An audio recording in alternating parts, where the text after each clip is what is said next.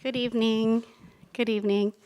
This is such a delight, and I'm so honored to be here with all of you. And thank you to some of my mentors for being here, my family, my friends, and especially I want to thank for this special year that I've gotten to be part of my fellow mentees and all the mentors. I've learned as much from our creative nonfiction and poetry mentors as I have from the fiction mentors, which I don't know why I didn't expect that, but it's happened. So thank you for that. I want to thank the Jerome Foundation and the Loft Literary Center, of course, especially Sherry Fernandez-Williams, who is an incomparably gifted guide. So thank you to Sherry.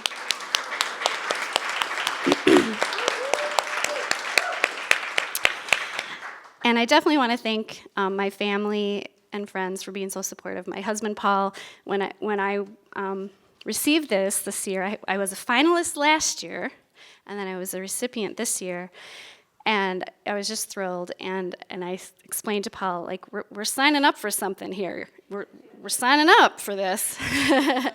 And he's just been a tremendous partner in this for me this year. So thank you, Paul.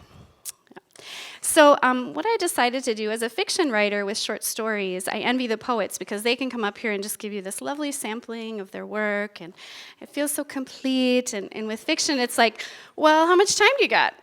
You know? Do you want 2 chapters? So I don't have that much time.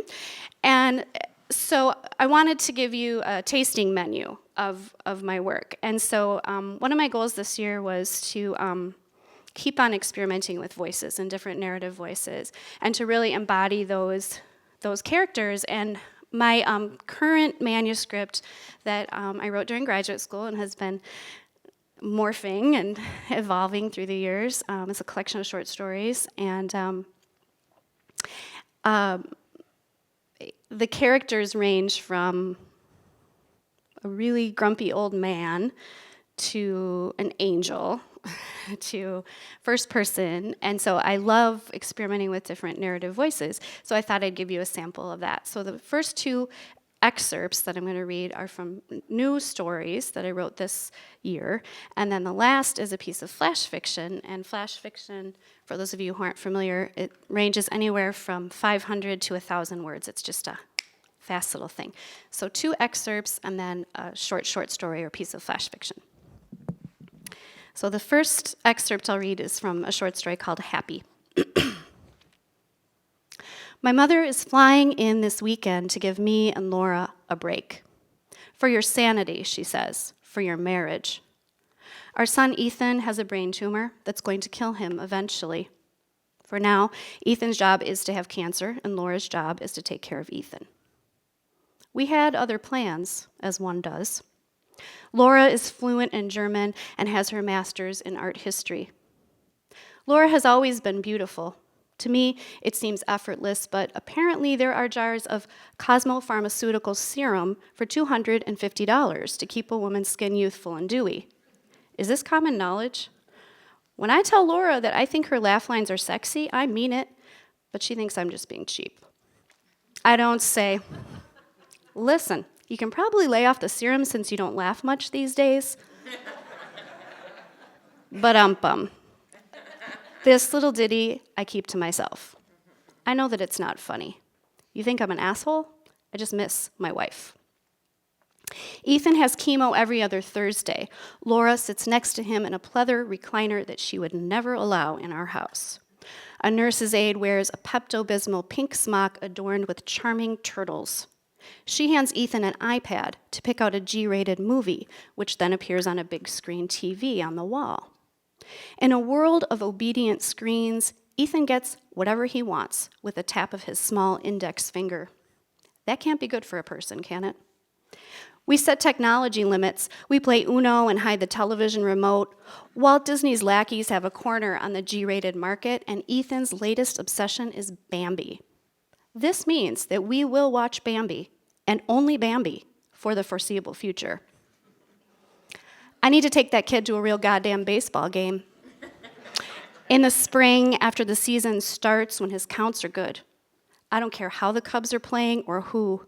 We'll chow down on nitrate-laden hot dogs, a beer for me and a real Coca-Cola, and a plastic souvenir cup for Ethan to keep. Laura could come along too, for the spectacle. Maybe we'll see a pair of 20-somethings on the Jumbotron, kiss for the camera. After chemo, Ethan says, "Poor Bambi. His mom and dad are dead. Now he's all alone." My wife looks at me, raises one eyebrow. She translates Ethan's observations into some ominous subtext like a fatalistic linguist. I say, "Well, the kid's right." I remind her that at least Bambi is not the Little Mermaid. At least we are done with the Little Mermaid. You have to count your blessings or pick your poison. And for God's sake, not every single thing means some other terrible thing. But that I keep to myself. I forget to pick my mother up at the airport. I don't even remember that I forgot her until she's standing in our entryway. She took a cab, no bother, hands me a $50 gift card to the Olive Garden restaurant when I start to apologize. My mother says, "Don't worry, honey, you have so much on your mind." When I graduated from law school, my mother gave me the following marching orders. Choose to be happy. She was from the Midwest, the flyover region of my youth, which I had swiftly but temporarily disavowed on my way to becoming a public defender. My mother did not read the New York Times. She was well-meaning, but provincial. Choose to be happy? Right. That was a luxury afforded only the uninformed. Once upon a time, Laura was a straight cis female, but she's transitioned to a mom of a terminal kid. When she's not taking care of Ethan, she frequents her porn, bullshit blogs full of saccharine mantras and cherubic angel kiddos holding court in the clouds.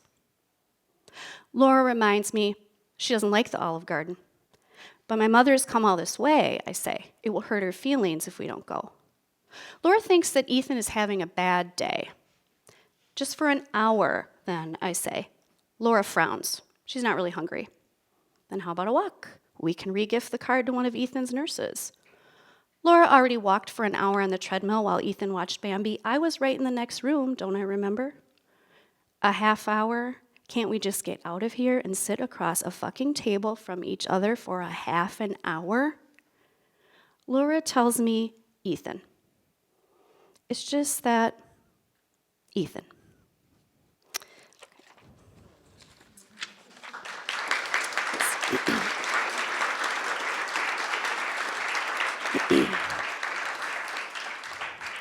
So that was the opening of the story called Happy.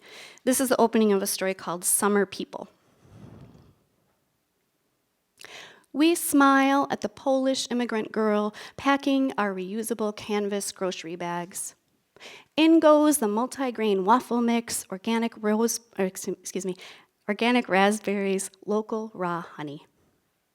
We watch the way the girl's thin hands, her elegant, bony, foreign hands, move with an efficiency that we suspect has been locked into her genomic sequence out of necessity. Maybe a dozen free-range eggs and a nice pork loin. One day, but hopefully not anytime too soon, because we all know that she would be better off getting some kind of degree or licensure, going at least to community college. French roast coffee beans to grind fresh back at the lake house in the morning. Perhaps dental hygiene if she has a fondness for sharp things. Hold on, throw in these breath mints. But one day, when her hips are ready, we are certain the Polish girl's children's hands and her children's children's hands and so on will move likewise. We look down at our own hands and give the Polish immigrant girl our Amex card. Down the road at Ye Old Fudge Shop, we exchange cash with the pock-faced local boy for cones of sweet, glacial cream that shock our straight white teeth, full regimes of orthodontia all. We are the summer people. But don't conflate us, please, with those East Coast old money types who head off to the Hamptons or wherever. We've all seen that in the movies, at least. We are the Midwestern summer people. In June, we migrate to the lake house with our collections of gifted children and stay as long as we can. The loamy soil gives a little under our comfortable new sandals. The spring-fed lake welcomes us back. Another year's worth of curated triumphs and secret regrets.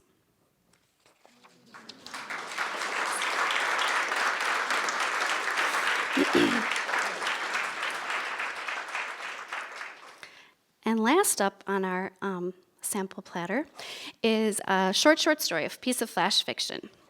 And it's called Tell Me Your Beautiful Secrets. The angel of death was running behind schedule. It had been an exhausting day, even for a celestial being. Sister Josephine was playing Bach's Prelude in D minor on her upright piano when the angel of death found her, so he knew that she might be expecting him.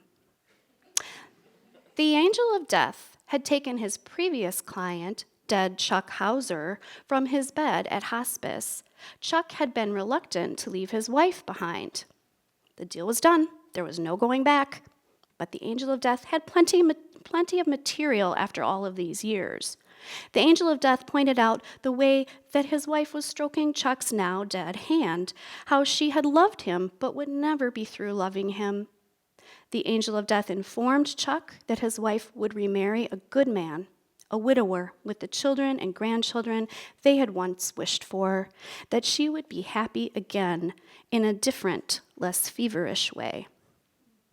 Now, the angel of death told Sister Josephine, "Sorry I'm late," just for his own entertainment. Everyone knew that adults could not hear angels while they were still alive, unlike dogs and unattended children. "Yes," said Sister Josephine, "I am quite tired, actually." The angel of death was shocked at her reply because this had never happened to him before, had never happened, as far as he knew, to any of them in several hundreds of years. The angel of death composed himself. He was in charge here and pronounced, "Sister Josephine, your time has come." She smiled at him now, how lovely, and stood up to reach for his hands. "Is this all right?" she asked. The angel of death honestly didn't know. Her good nature unnerved him. Most were like Chuck Hauser, so the angel of death was used to selling. "Good news," he had told Chuck just hours before. In 9 years, which would seem a very short time to Chuck now that he was dead, his wife would die too, and so the very best parts of them would indeed meet again. Chuck said, forget it. He didn't believe in any of that crap. Eventually, though, Chuck had ascended, spent and free. But here, this Sister Josephine was surprising the angel of death. The angel of death would win, he always did, and the end would be the same, so he took her hands in his own for the moment. "Any questions?" he asked her to be polite. "Oh, yes," Sister Josephine said, her feet already stepping out of her body. "I've been wondering for the longest time, what is your name?" In his entire service, the angel of death had never once been asked his name. He had to think about it, laughed when he remembered, and called it out to her as she rose up. Thank you.